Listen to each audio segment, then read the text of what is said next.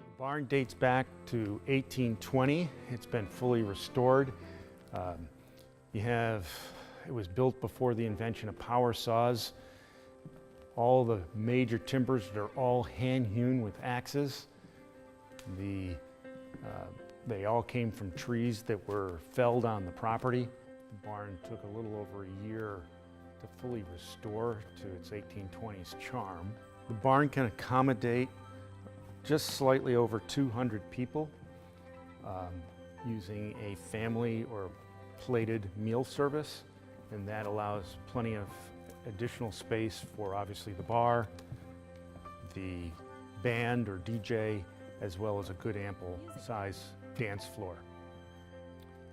The unique thing about the bar area is that it has the ability to serve both sides, obviously inside the barn, as well as outside for a cocktail event.